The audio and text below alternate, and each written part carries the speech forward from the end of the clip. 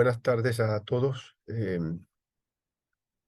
Soy el doctor Miguel Ángel Náter, el director del Departamento de Estudios Hispánicos y del Seminario Federico de Onís del recinto de Río Piedras de la Universidad de Puerto Rico. Es un placer para nosotros acoger esta actividad del ciclo de lectura y de entrevistas de poesía hispanoamericana que organizan la profesora nuestra, Tania Ramos, y el poeta peruano Raúl Jesús Castañeda. Resulta un ciclo y una actividad muy valiosa por el hecho de ser diferente en la selección de los poetas hispanoamericanos y españoles que han reclutado, y sobre todo por el hecho de exponer las ideas básicas de estos poetas sobre la poesía. Así que el Seminario Federico de Onís y el Departamento de Estudios Hispánicos de la Universidad de Puerto Rico se sienten orgullosos de tener en nuestras redes esta producción tan importante. Buenas tardes. Saludos y muy buenas noches y bienvenidos nuevamente al ciclo de poesía hispanoamericana actual 2023-2024. Agradecemos a la Universidad de Puerto Rico, la Facultad de Humanidades, el Departamento de Estudios Hispánicos y al Seminario Federico de Onís y su director Miguel Ángel Náter por haber acogido este proyecto que he emprendido junto con el poeta peruano Raúl Castañeda. Hoy estamos de pláceme. Estamos felices porque tenemos otra poeta puertorriqueña de la casa anfitriona. Hoy está con nosotros Rubis Marilia Camacho. Bienvenida, Rubis, al ciclo de poesía hispanoamericana actual. Hola, saludos a todos, a todas. Tania, para mí es un placer inmenso estar contigo y con la universidad en este proyecto, y con Raúl también. Rubis Marilia Camacho es poeta, cuentista y novelista. Nació en Bayamón, Puerto Rico, en 1959. Estudió bienestar social en la Universidad de Puerto Rico. Posee una maestría en teología del Seminario Evangélico de Puerto Rico y también otra en creación literaria de la Universidad de Sagrado Corazón, que le mereció la medalla Pórtico y el premio en oratoria Fernando Archilla Cabrera. Se graduó de Derecho, Juris Doctor de la Facultad de Derecho de la Universidad Interamericana de Puerto Rico. Fue una de las ganadoras también del certamen de narrativa La Literatura Puertorriqueña por su libro Cuentos Traidores, también premiado por el Pen Club Capítulo de Puerto Rico y por el Ateneo Puertorriqueño en Ponce. Es autora de los libros Cuentos Traidores, El fraile confabulado, Sara, la historia cierta, Tu rostro en la memoria, Safo, Ritual de la tristeza, Los 100 cantos de Safo, Cuando mira la medusa, Alejo es mi nombre de amor, Currículum vita y Las madreselvas son unas flores. Creo que lo primero que hiciste fue publicar narraciones, no sé si me equivoco. ¿Y cómo llega Rubis a la poesía? Realmente vengo de la poesía a la narrativa, No, al revés. Ok. porque aunque publiqué primero narrativa, el primer libro formal fue Cuentos Traidores. Antes de eso, mucho antes de eso, varias décadas antes de eso, vivía sumergida en la poesía. Era mi lectura, eran mis lecturas preferidas, porque vengo de una crianza donde el lenguaje poético era parte del diario vivir. Me refiero a que me crié bajo la tutela de una iglesia protestante de barrio que por fortuna, a la que por fortuna llegaban a pastorear jóvenes seminaristas que traían estudios universitarios y estudios teológicos. Y crecí escuchando maravillas de imágenes a través de la predicación, a través del discurso religioso, sobre todas las cosas, porque la poesía permea todo el texto sagrado, ¿no? La Biblia es un texto lleno de poesía y de amor y de horror y de violencia y de todas esas cosas también, ¿no? Pero uno crece escuchando ese lenguaje eh, y comienza a construir y a mirar a través de la poesía. Siempre digo que la poesía es una manera de vivir, es una manera de entender y de relacionarse con el mundo. Entonces yo desde muy niña identifiqué este apego, esta ficción por todo lo que fuese el mundo creado. Yo pienso que ahí es que está la poesía, ahí es que se da ese gran misterio. El poema es la trampa, el poema es la trampa que intenta atrapar la poesía, hacerla humana, hacerla transferible. Los poetas intentamos atrapar la poesía en el poema. De modo que yo venía de muchos años viviendo la experiencia de vivir maravillada ante el mundo creado, eh, oyendo poesía, leyendo poesía, y entonces comienzo a escribir narrativa porque descubro también en la narrativa un mundo maravilloso, donde se podían construir universos más concretos, y universos más pequeños, eh, y, y trazar una tesis y elaborarla a través de una historia, que no me pasaba lo mismo con la poesía. Y seguramente por eso publico primero que nada, publico Cuentos Traidores.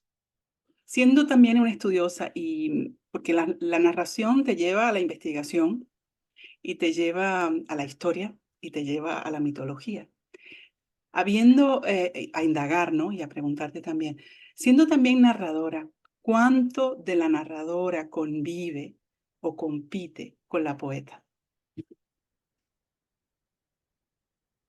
Me encanta tu pregunta porque me dirige a reflexionar y a articular eh, mi postura, mi posición ante los géneros.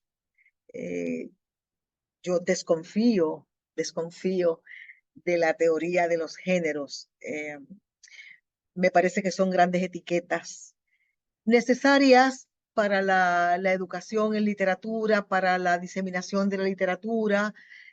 Bueno, eso tiene sus defensas, también tiene sus detractores, eh, pero me parece que la literatura es una, y que arte al fin, una vez se expone a la audiencia, se genera un lenguaje propio entre la pieza de arte, en este caso la literatura, con el lector o con la lectora. Se genera un lenguaje propio, eh, donde no alcanzan, donde no interfieren, donde no importan los géneros. Porque tú puedes decir, recuerdo un poema de Huidobro, y lo que recuerdas es la emoción del poema, recuerdas posiblemente el impacto que tuvo en tu cuerpo emocional, en tu cuerpo intelectual, y puedes desde el ojo académico eh, evaluar la estructura, evaluar las imágenes, pero a fin de cuentas, cuando llega la noche y estás sola, estás contigo, el poema de Huidobro está ahí, como una pieza con la que tú conectaste de manera muy personal, esa imagen, esa emoción, ese movimiento, esa textura de la pieza está ahí contigo. Entonces ya no importa si era poema, si era un fragmento de lo que llaman prosa poética, si era un párrafo de un cuento, de una novela, ese pedazo de arte está contigo. Y en ese sentido yo desconfío de los géneros, pero sí puedo decir, o debo confesar que, que toda mi poesía cuenta una historia, y que todas mis historias están llenas de poesía, porque es la única manera en la que yo vivo y transfiero el mundo. No podría ser de otra. Investigando y leyendo también algunas de otras entrevistas que te han hecho, en el 2021 hay una que te hizo Wilkins Román, y tú dices, y voy a citarte, antes de hacerte la pregunta, que asumes el oficio de escribir como un ejercicio del pensamiento o la razón, como un acto de reverencia al lenguaje, como una manera de guardar palabras y emociones en un baúl imaginario para que el tiempo no destroce ni borre las historias o los versos, ¿verdad? ¿Es para ti la poesía entonces, pregunto, un acto de contemplación y restitución del ser o es un espacio de reflexión estético, político y social? Y todo a la vez. Y todo a la vez y más. Todo a la vez y más. Es un espacio de contemplación. Siento que el poeta y la poeta vivimos contemplando. Contemplando lo nuevo y lo viejo. Descubriendo en lo viejo nuevos perfiles, nuevas líneas, nuevos olores, nuevos colores. Descubriendo en esa contemplación eh, nuevos sonidos, nuevas ondulaciones de una misma voz, de una voz que hemos escuchado todo el tiempo, que escuchamos todos los días, y un día descubrimos que hay un nuevo matiz que nos parece una pieza pura de poesía. De modo que hay un nivel de contemplación permanente, hay una relación marcada con lo bello, una relación estrecha con la belleza del todo, la belleza de la alegría, la belleza de la creación, la belleza del dolor, la belleza de la muerte, la belleza del sufrimiento, la belleza de las cosas tangibles, la belleza de las cosas que no podemos tocar. Hay mucha contemplación en la abstracción. Ese mundo de contemplación está en la cabeza de la poeta o del poeta, del escritor, del novelista, la novelista. De modo que sí, que hay una contemplación permanente, hay un regodeo en esa estética. No podríamos vivir sin eso, porque entonces el mundo no tiene sentido para la poesía. El mundo se desaparece, el mundo se hace invisible si la poesía no le otorga ese nivel de belleza. Porque si miras el mundo sin poesía, es muy difícil permanecer en él. O es muy difícil afirmar a veces ingenuamente qué maravillosa es la vida. Mientras mueren los niños en Gaza, mientras se destruye gente en Ucrania, mientras en Puerto Rico nos arropa la corrupción, mientras pasan tantas cosas en el mundo, solo el mundo se rescata a través de la poesía. Es la única manera de mirar y de construir como si fuéramos alquimistas y de construir con esa materia prima que nos dan, construir nuevas imágenes, nuevas esperanzas, nuevas maneras de decir el dolor a través de la poesía. Entonces sí, es un rescate de todo eso, es contemplación, a la vez es perpetuar esa memoria contemplativa. De modo que sí, pienso que todo lo que has dicho y más. En otra entrevista también dijiste que mientras más pasa el tiempo, tienes menos certezas, menos claridades, menos teorías, menos conocimiento, confirmando así la inutilidad de las fórmulas en relación con lo humano. Y la pregunta es, ¿busca el sujeto lírico en tu poesía la interrogación o la duda constante como el camino más certero de la escritura? Yo creo que mi escritura, Tania, no es otra cosa que una pregunta constante. Es una pregunta constante. No tengo certezas de nada. No tengo certezas de nada. Y eso no es fácil de admitir. Apenas logro hacerlo en la poesía, que es el espacio que me permite soltar ese golpe existencial, porque deshacerte de todas las certezas con las que se construyeron tu vida, nos construyeron la vida a base de certezas, pero certezas que construyó otro, que construyó otra, que construyó un sistema social que nos dijo cómo son y deben ser las cosas. Cuando comienzas a pensar por ti misma y cuando te atreves a pensar con riesgo, te arriesgas a pensar, porque pensar es pensar y discernir e interpretar es un riesgo, es un riesgo. Pues asumes ese riesgo, piensas, desconfías de todo y descubres que la gran mayoría de las cosas que te dijeron no sirven, que no sirven. Entonces tienes que comenzar a construir un mundo tal vez más pequeño, más íntimo, donde te relacionas con las cosas y con la gente desde la compasión hacia ellos y hacia ti, hacia mí, porque no hay otra manera de sobrevivir, porque no quedan certezas, no quedan certezas. Yo no puedo asegurar nada de la vida y no aseguro nada de la muerte. Solo sé que creo que estoy viva. Solo sé que creo que estoy viva y que en algún momento hay un evento que me desconecta de este planeta o de esta realidad que muchos aseguran que existe y de la que tampoco doy certeza.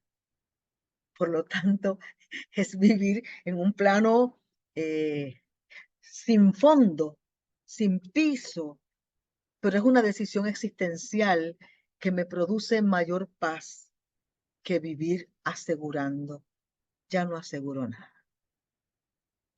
Tengo que terminar, o sea, este periodo de hablar sobre tu poesía y sobre la poesía en general, sabiendo que la poesía sigue siendo un objeto lingüístico, un objeto de lo indecible, como también decías, e intangible de la belleza.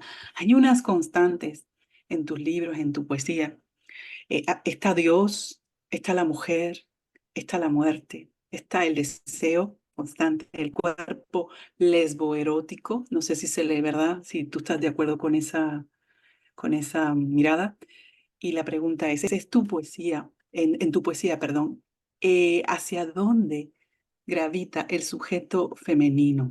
Y me pregunto, ¿acaso se revela contra la sociedad, contra los convencionalismos y busca persistentemente su redención? Tienes mucha razón. Esas constantes están en mi trabajo literario, no solamente en la poesía, también en mis novelas y en mis cuentos.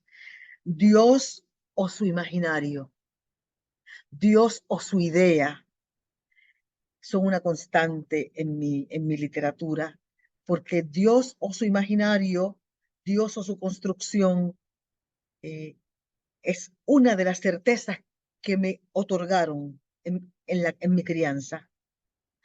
Y me dijeron que Dios era hombre y que Dios determinaba y dominaba el mundo. Entonces, esa es una de las grandes certezas que yo descarto porque el mundo que me rodea, la realidad que yo examino, no tiene nada que ver con ese Dios que me construyeron, que me dibujaron y que pusieron sobre una silla en el cielo. Dios es una constante porque yo vivo preguntando al imaginario que es Dios, o vivo impugnando ese imaginario, creyendo que algo o alguien que ordena el caos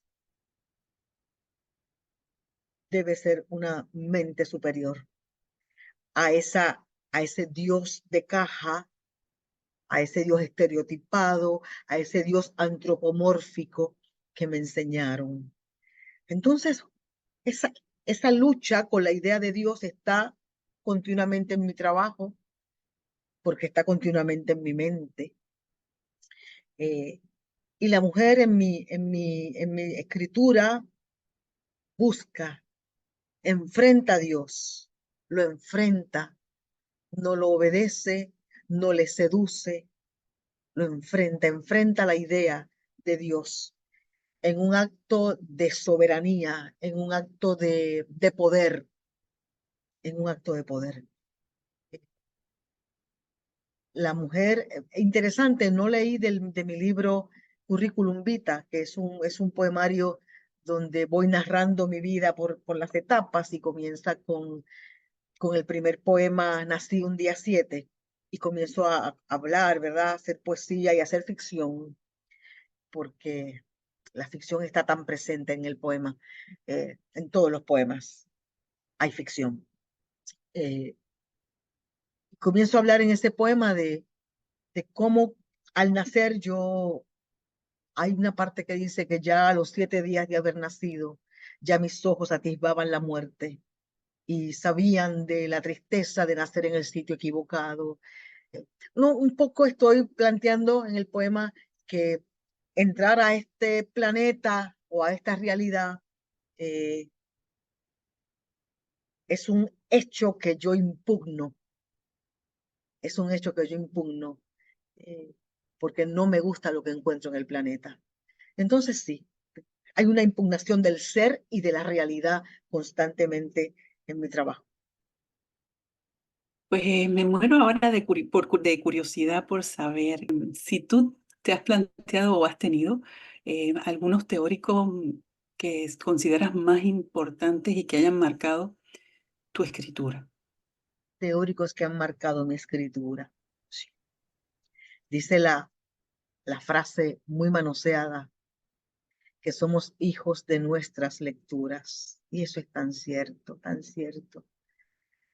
Mi escritura está totalmente matizada por la escritura de los profetas.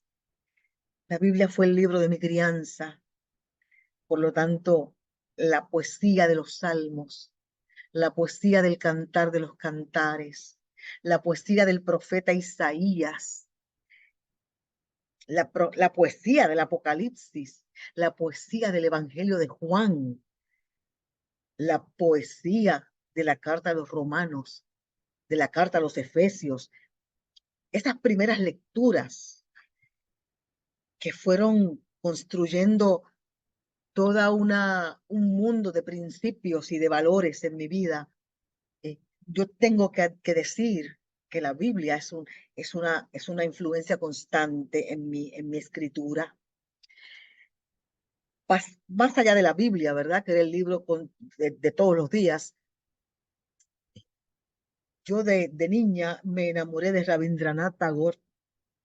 Me parecía y me parece eh, un poeta de una espiritualidad maravillosa eh, y que miraba el mundo desde otra espiritualidad no occidental, eh, con un tipo de panteísmo que a mí me deslumbraba, que yo quería conocer, que yo quería disfrutar.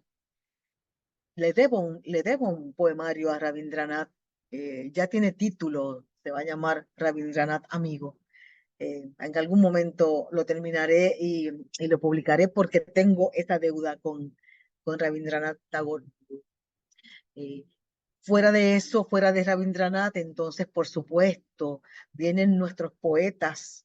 Eh, Comienzas con Llorén Torres, comienzas con Virgilio Dávila, con Evaristo Rivera Chevremont. Son los poetas de la adolescencia, porque también son los poetas que la escuela pública, ¿no?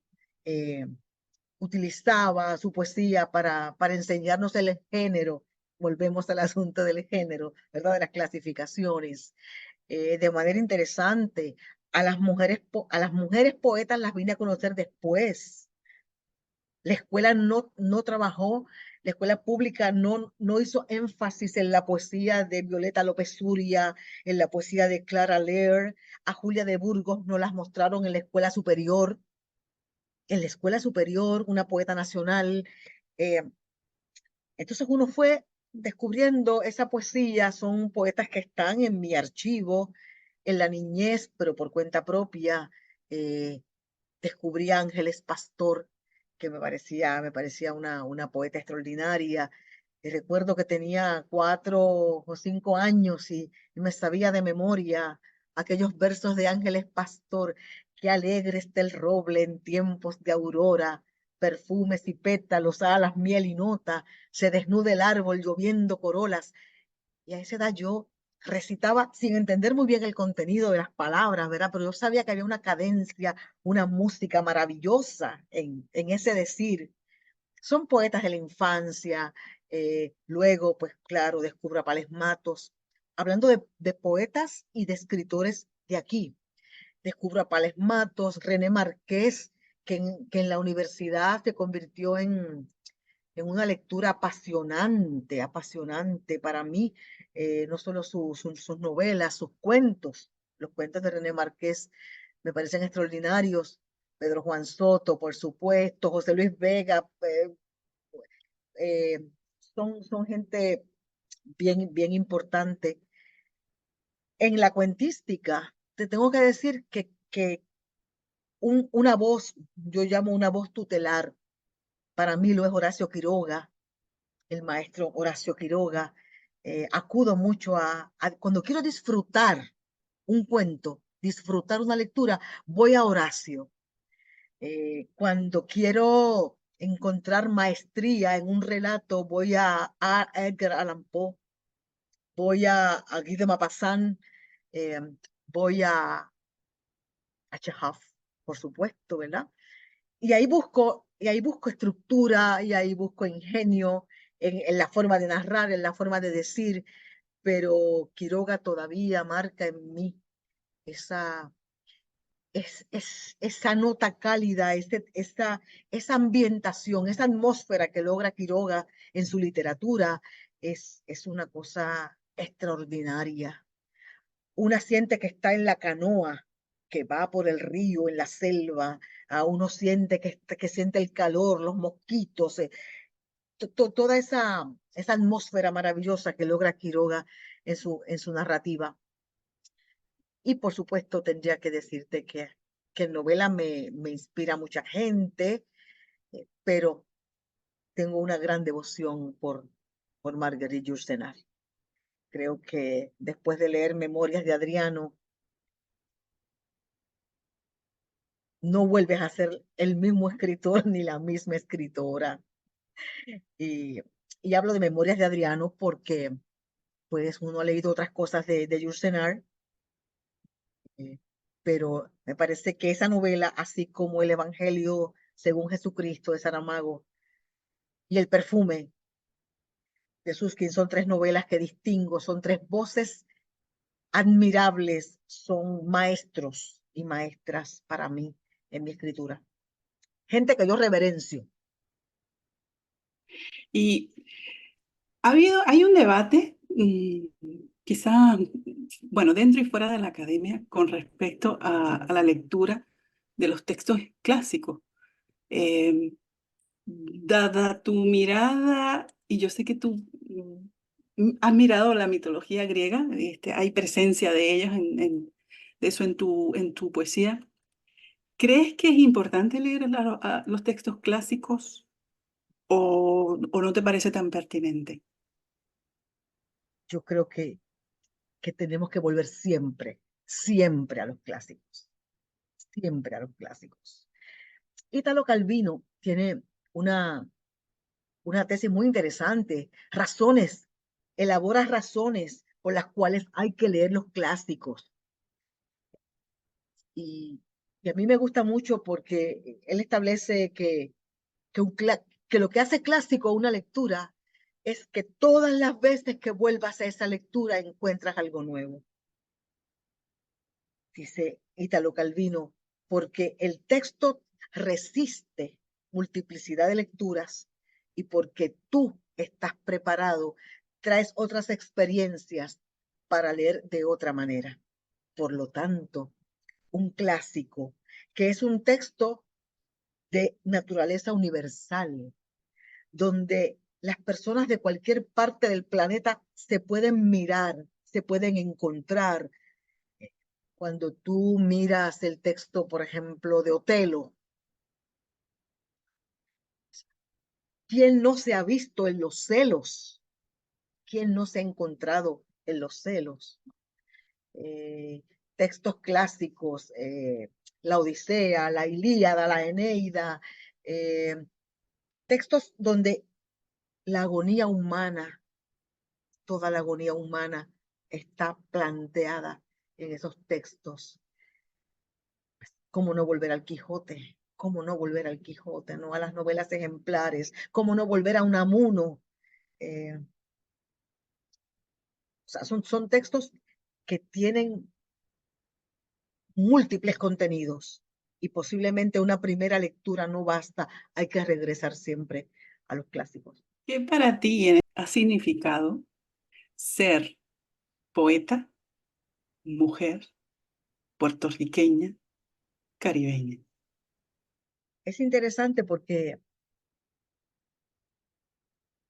aunque mujer está en segundo lugar, la construcción de la mujer que soy ha sido posible a través de la poesía, a través de la literatura.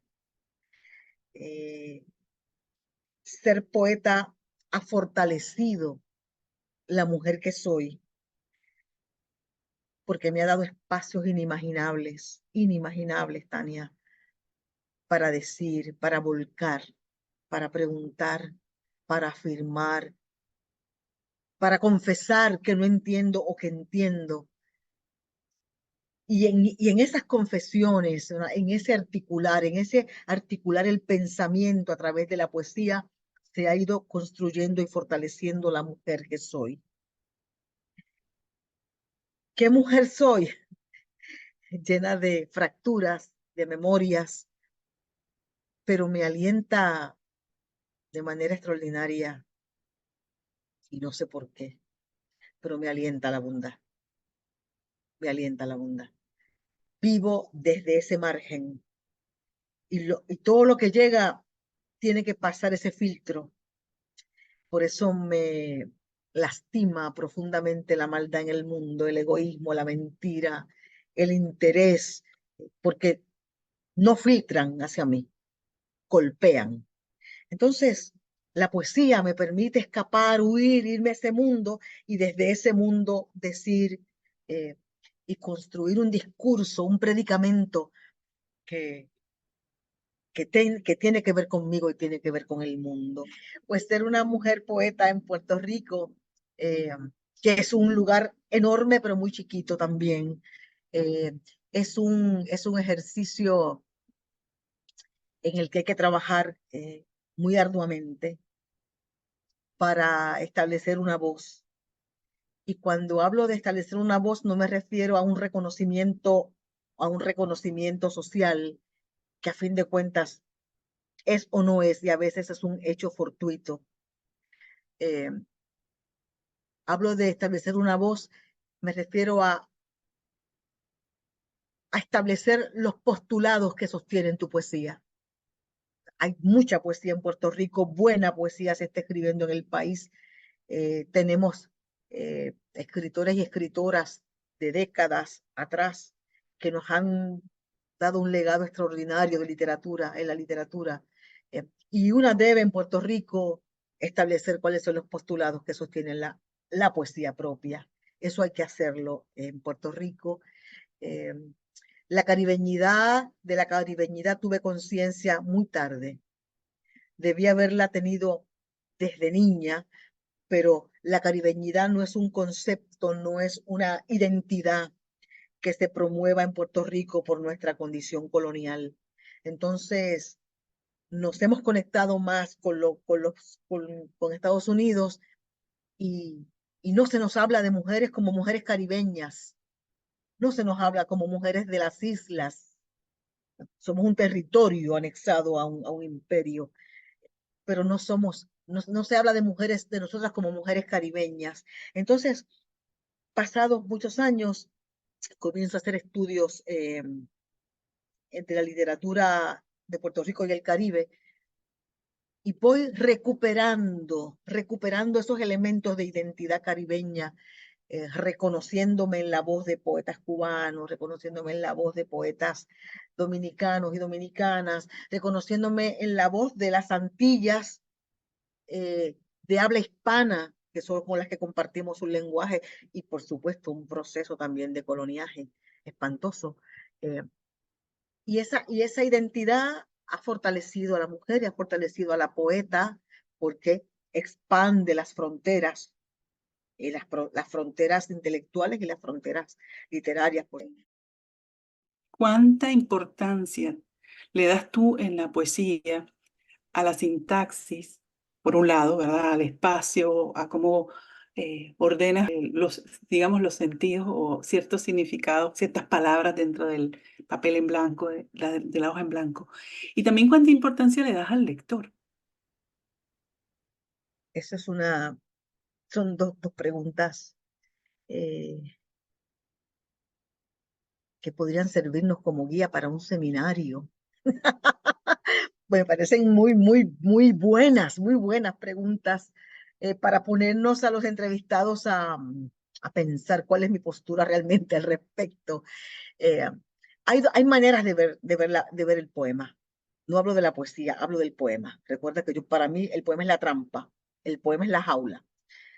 Y yo creo que pocas experiencias humanas tan íntimas como escribir un poema.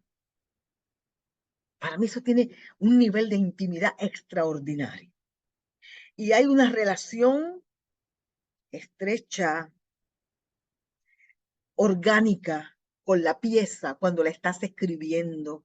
Ahí está tu sentir, ahí está tu emoción, ahí está tu espíritu, ahí están todas tus experiencias depositándose en unas líneas sobre un papel. ¿Qué importa en ese momento? ¿Qué importa que alguien lo entienda o no lo entienda? ¿Qué importa en ese momento la sintaxis del poema si estás tú en ese momento de ardiente creación, si estás tú enfrentando el poema, estás tú conversando contigo en el poema? ¿Qué importa la sintaxis? Claro, creo que todo poema luego pasa por un proceso de lo que yo llamo redacción y de lo que yo llamo la poesía como un ejercicio del pensamiento. Pasamos de ese momento de creación y miramos la pieza. Queremos que se publique, queremos que alguien la lea. Miramos la pieza. Creemos que se entiende. Es importante que se entienda. En mi caso, no busco ser entendida. Y aunque parezca mentira, no busco ser leída. No busco ser leída. A la gente le sorprende que mis libros se publican y yo me quedo con las cajas de libros en mi casa. Ahora mismo no hay en las librerías ni Sara, ni Cuentos Traidores, ni la novela Tu rostro en la memoria. No hay libros y yo no hago ningún esfuerzo porque lleguen. No me interesa ser leída. El glamour de los que son muy leídos, a mí no me interesa. A mí me interesa obedecer el mandato creador, vomitar en el papel lo que yo tengo adentro, que fluye, que se va a una editorial, que va a imprenta, que llega a algunas librerías, que después se agota. Bueno, pues yo creo que los libros tienen su destino y los poemarios llegan donde deben llegar y tal vez algún día alguien descubra un libro que yo nunca reproduje ni que hice nada porque llegara a otras librerías. Eh, yo creo en esa magia de los libros. Eh, por eso que se entienda no es algo que yo busco, eh, ni que me lean tampoco, porque pienso que es demasiado íntimo, que el poema es algo demasiado íntimo para pretender que todo el mundo entienda el poema. Trabajar para todo el mundo es un público demasiado amplio para mí. Hay unos escritores y escritoras que sí me da mucha también curiosidad saber qué piensas de ellos, porque están de alguna manera también en tu poesía. Poetas griegos como Safo de Lesbos, Constantino Cavafis, por un lado la mexicana Sor Juana Inés de la Cruz, Francisco Matos Paoli y por supuesto Julia de Burgos. de Puerto Rico, estos últimos dos. Hablemos de Safo. Para mí Safo es una poeta inigualable. Es una poeta antigua, de esas lecturas que yo llamo clásicas, pero porque se conserva muy poco de la poesía de Safo, de Lesbos. Mi contacto con su poesía tardó mucho en llegar. En una feria de libros en Argentina, en la que participaba, encontré al fin en una mesa de libros un pequeño libro con los fragmentos de la poesía que se conserva de Safo. Muy poca, un libro muy breve, fragmentos, líneas sueltas de la poesía que se conserva de Safo. Y por supuesto, pues eso fue como el gran tesoro, como la mujer que encuentra la perla de gran precio. Y tomé el libro y me dediqué a estudiar a Safo, a estudiar lo que se conoce de su vida, que tampoco tenemos tanta información. Sí que era una poeta antigua, que tenía una escuela para muchachas, que las preparaba para el matrimonio, eh, que les enseñaba a construir cierto tipo de poesía o de versos llamados epitalamios, que escribió poemas apasionados a las chicas algunas chicas de su escuela, y por eso yo escribo los 100 cantos de Safo, donde los poemas están dedicados a esas chicas de la escuela de Safo, y eventualmente escribo Safo, Ritual de la Tristeza, que es la historia, ¿verdad? Es una ficción poética en la que Safo se está despidiendo de la mujer que ama, se está muriendo, y Safo, el tiempo cronológico del poema son minutos, eh, porque me parece que Safo es muy contemporánea. Cuando lees su poesía, descubres unos giros lingüísticos y descubres unas imágenes que te parecen tan modernas. Una poeta que puede viajar en el tiempo y llegar hasta nosotros con una poesía fresca, con una poesía ardorosa, con una poesía eh, tan humana, tan honesta, tan honesta. Pues por Safo siento tanta admiración que escribí 2 libros, 2 libros para Safo, o por Safo, ¿verdad? Cavafis es un clásico, su poesía es demasiado dolorosa, su poesía es de una luz que duele, es una luz que duele. Entonces Cavafis también, por supuesto, se mira en el mundo antiguo. Esta mitología griega también está en su poesía, y yo vengo arrastrando con la mitología desde Safo, desde antes de Safo, de modo que me encuentro en Cavafis. De Cavafis, debo decir que a mí me conmueve su dolor, me conmueve esa poesía donde yo siento que Cavafis no cabe en el mundo. La poesía de Cavafis muestra a un ser que no cabe en su mundo. eh, y me parece una poesía obligada, una lectura obligada para alguien que quiere escribir poesía. Sor Juana, la mera mera, por supuesto. Sor Juana Inés. La vida de Sor Juana es apasionante. La vida es apasionante. Eh, yo soy un amante de las biografías. En este mundo de biblioteca que tengo acá, en la parte final de la pared, hay una sección que es solamente de biografías, porque a veces la vida, la biografía, que son los actos cotidianos, las formas en que resuelven los conflictos cotidianos las personas, a veces las biografías de los poetas y las poetas son su mayor poema, son su mayor poema. Y, y me parece que la vida de Sor Juana es un poema excesivo, es un poema excesivo. Su actitud ante el mundo, la clarividencia de Sor Juana para decir, opto por el convento para no optar por el matrimonio, porque en el convento puedo leer, puedo estudiar. O sea, esa sed del saber, esa pasión por el conocimiento como, como la ruta de vida, eso es una cosa extraordinaria en un momento histórico donde las mujeres mexicanas es lo menos que debían o podían pensar era en eso. Y tú optar por el claustro, con tal de poder leer, estudiar, escribir, mirar los astros, a mí me parece un poema excesivo.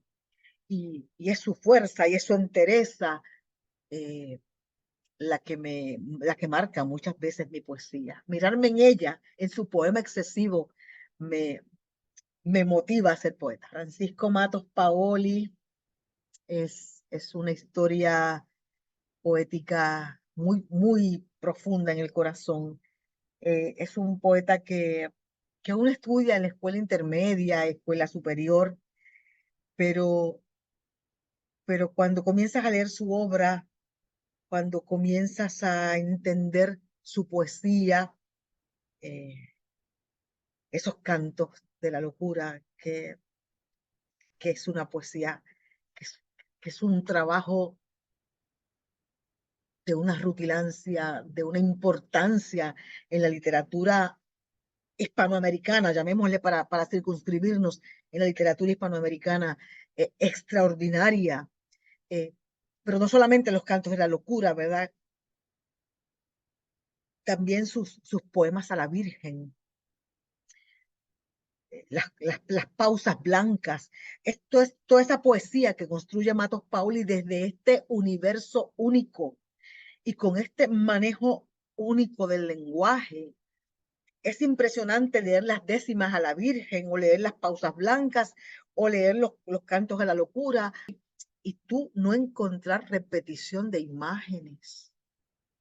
No encuentras repetición de imágenes y te preguntas dónde este boricua, dónde este jíbaro de Lares aprendió tanta palabra, como si fuera un don, como si hubiera llegado al mundo con ese cofre lleno de palabras para hacer las poesías.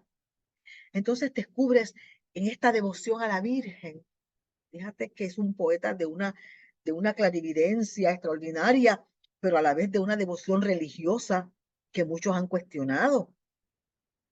Aquellos o aquellas que miran la religiosidad como un acto de ingenuidad, de ingenuidad. Pero Matos Paoli, uno de nuestros más inmensos poetas, era un fervoroso de la Virgen. Entonces, en esas coplas a la Virgen, elabora una, una visión mariana, una teología mariana extraordinaria. Hay una línea, no quiero abarrotarte con esto, ¿verdad? Porque estamos hablando de gente que me apasiona, pero por ejemplo, hay una línea de Matos Paoli que el día que yo la leí, la marqué en el soneto y salí a buscar a alguien a quien decírselo, porque yo necesitaba contarle eso a alguien. Y es cuando él habla de la Virgen y la describe como la que musita el oro. La Virgen es la que musita el oro. Ni siquiera lo grita, ni siquiera lo canta, musita. Y cuando musita, lo que sale de su boca es oro.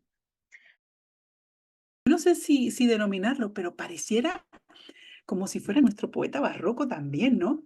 Tiene tiene todos los elementos del barroquismo español, pero no, también tiene de lo puertorriqueño, porque el espiritismo científico, ¿verdad? Tiene como también lo del catolicismo y la locura, que es vivir en un país intervenido, ¿no? También, ¿no?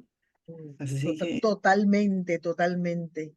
Esa experiencia de la locura y lo que produce ese estado eh, es alucinante. Es en sí mismo alucinante. Totalmente de acuerdo contigo. Deberíamos en algún momento, los poetas y las poetas de Puerto Rico, grabar Canto a la Locura en distintas voces y promover el video en las redes en reverencia a nuestro gran poeta. ¿cuál es la importancia para ti de Julia de Burgos? Pues a mí me parece que Julia de Burgos es muy importante en la historia literaria del país. Es la poeta nacional, una de nuestras poetas nacionales, eh, porque Julia de Burgos nos ayuda en una transición importante. Cuando nosotros miramos la poesía en Puerto Rico y vemos, por ejemplo, en Puerto Rico el concepto de identidad realmente toma sus énfasis en el siglo XIX.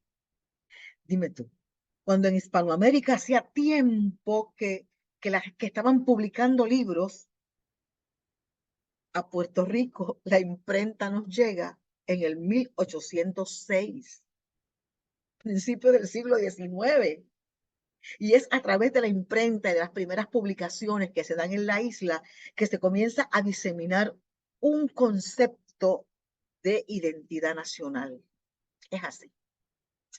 Y vamos a ver que a través de esos escritos que se dan para ese tiempo, mis memorias de Alejandro Tapia y Rivera, el álbum puertorriqueño, esas piezas que se construyen, se dan desde la búsqueda de la definición de una identidad puertorriqueña. Por eso, pasado ese tiempo, ¿verdad? Comenzamos a tener una poesía, perdón, de corte criollista. Y ahí es que tenemos a Llorens y tenemos Virgilio Dávila, poesía que trabaja la visión de un campesinado que ya no existe. Esa poesía llamada poesía puertorriqueña, pero pasado eso, la poesía evoluciona porque evoluciona la vida. Eh, entonces, Julia se inserta en el mundo de la poesía hispanoamericana.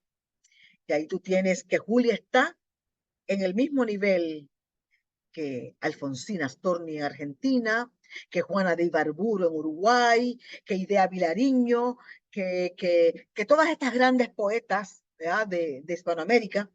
Y Julia nos saca de esa poesía criollista, donde las mujeres tampoco eh, descollaban, no porque no hubieran mujeres poetas, sino porque no estaban publicando. No era tan fácil para una mujer publicar.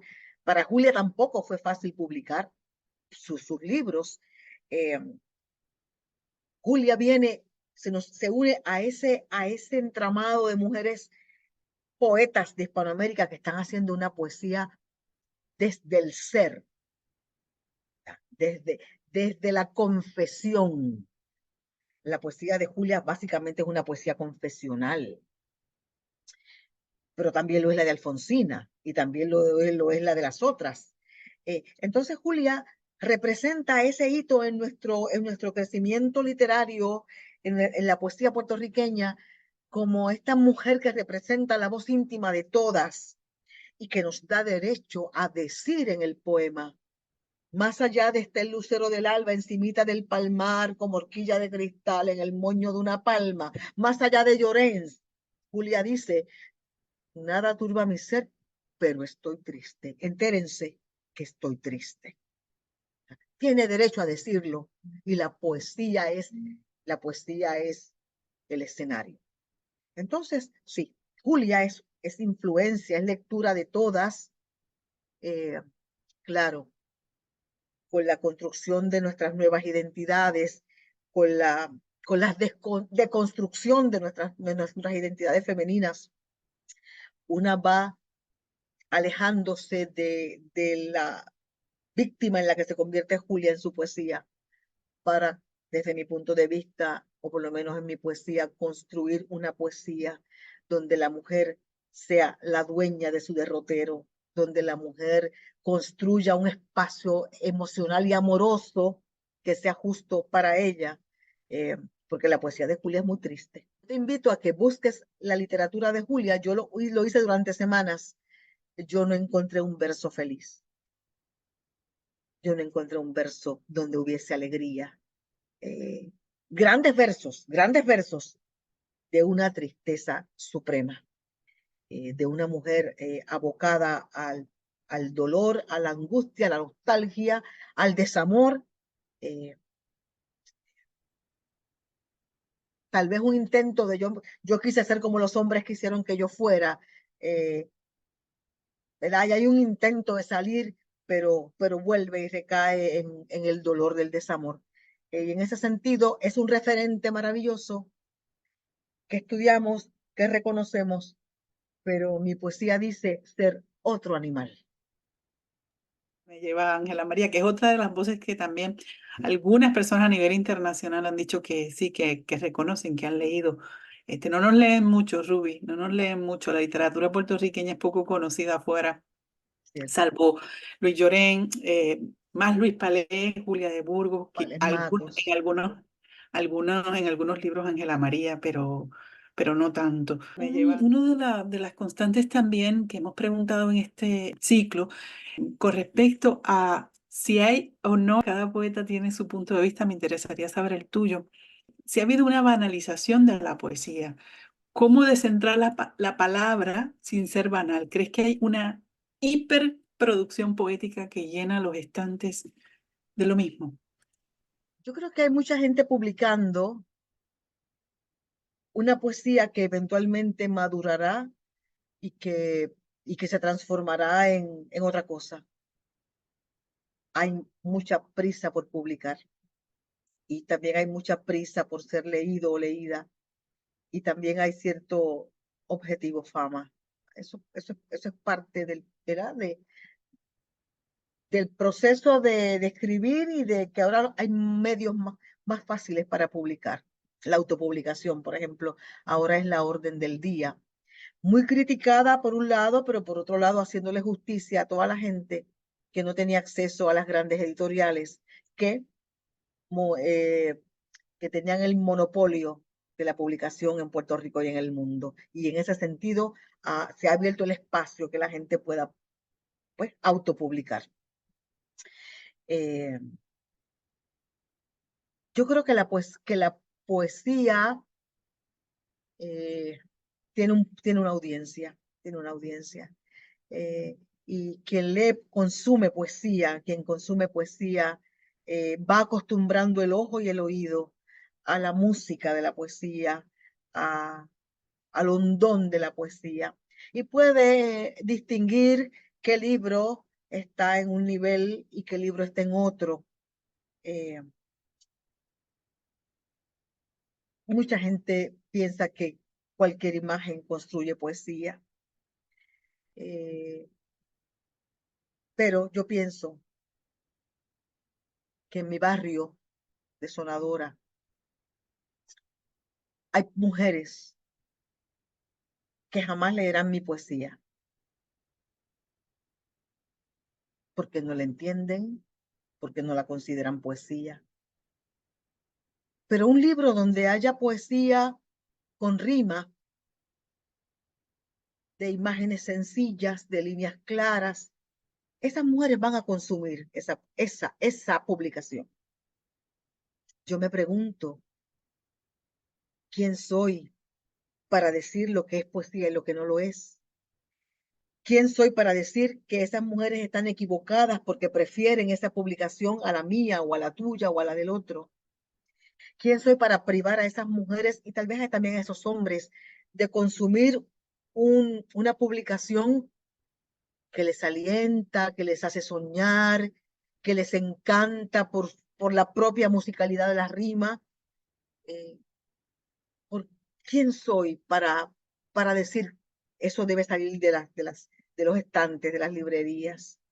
Eh, Me preocupa mucho la soberbia poética de algunos y algunas que se atreven a mirar a otros y a otras y decir, es un mal poeta, una mala poeta. Depende de qué, quién lo está leyendo, quién lo está censurando, a través de qué ojos filtra, con qué lecturas tú evalúas ese poema, con qué lecturas se evalúa el otro, cuál es tu bagaje enciclopédico para decir.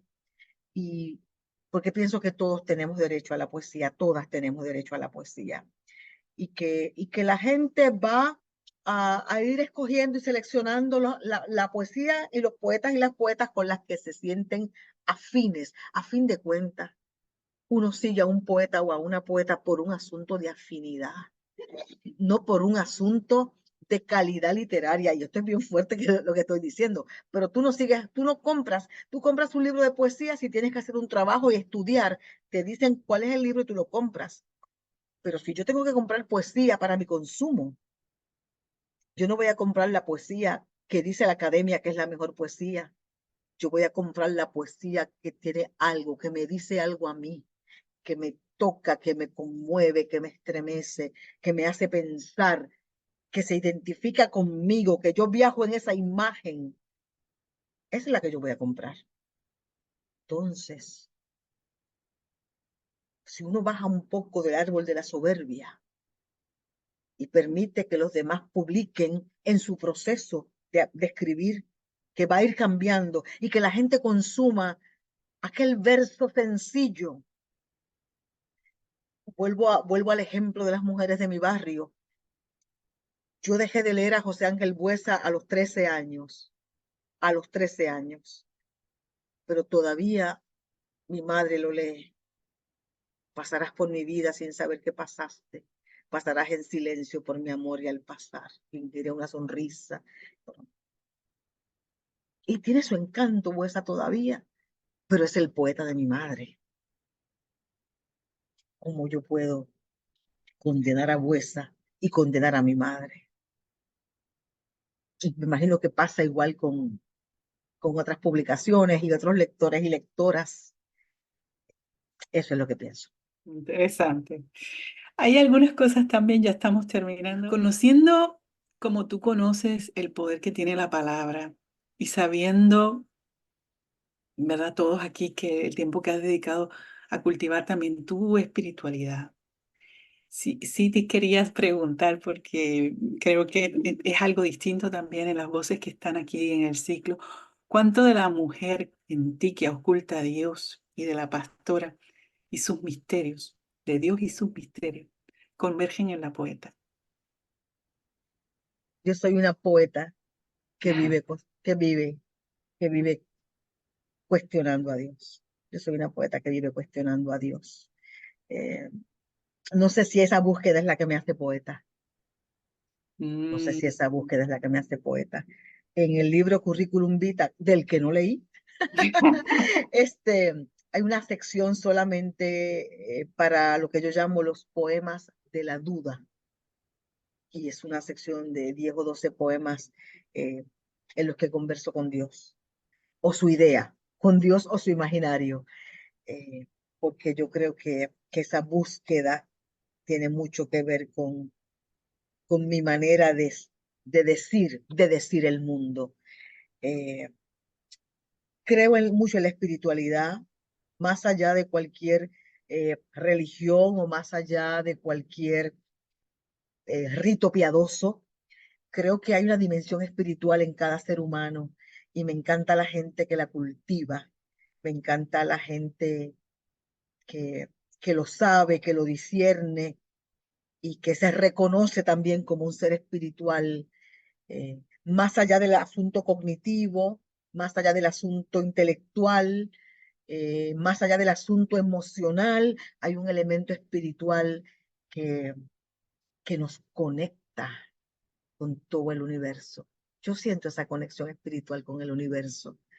No la puedo explicar, no, no, y seguramente no me toca, eh, pero sí, yo siento la dimensión espiritual y la disfruto, porque es ese desarrollo espiritual, esa búsqueda espiritual, más allá de un ser, más allá del ser, si existe como ser y como lo han construido. Me parece que hay una espiritualidad que desarrollan los seres humanos y que nos permite enfrentar las penas y que nos permite tener esperanza de que esta realidad tan difícil que yo ni siquiera puedo asegurar que existe, podría ser algo mejor. Los poetas vivimos del sueño, de la utopía, en esa utopía ando. Esta entrevista termina casi como empezó, ¿no? Con la incertidumbre y la duda, la búsqueda Bien. por una respuesta que no se sabe dónde está. Pero ¿hacia dónde tú crees o cuáles serían los derroteros de la poesía hispanoamericana actual? ¿Hacia dónde tú crees o tú vislumbras por tu experiencia? Tú también das talleres. ¿Hacia dónde tú crees que va la poesía en este momento? Pues yo creo que la poesía en estos momentos en Hispanoamérica, hablemos de ella, vamos a circunscribirnos a Hispanoamérica, eh, es una poesía que ha de convertirse particularmente en un documento de trabajo y de lucha, en un documento de trabajo y de lucha, y que poco a poco iremos despidiéndonos de los espacios intimistas para, para afrontar la poesía desde la experiencia cotidiana para la lucha cotidiana. Una poesía que salga del lirismo, que salga del cuarto íntimo para hablar de lo que pasa en la acera, de lo que pasa en la playa, de lo que pasa con los pescadores, de lo que pasa con los niños y las niñas, de lo que pasa con los viejos y las viejas. Yo pienso que la poesía va a desembocar casi toda en ese predicamento. Y me parece bien que seamos los poetas y las poetas quienes tengamos esa misión y quienes construyamos las piezas con las que se debe mirar el mundo. Damos gracias, Ruby, te damos las gracias por haber aceptado esta invitación, por haber compartido con nosotros hoy, haber dicho que sí, y formar parte de este ciclo de poesía hispanoamericana, donde Puerto Rico tiene mucho también que decir. Muchas gracias por haber estado y aceptado. Muchas gracias a ti por la invitación y a la Universidad de Puerto Rico por apoyar este proyecto, a Raúl Castañeda por unirse a este proyecto. Muchas gracias.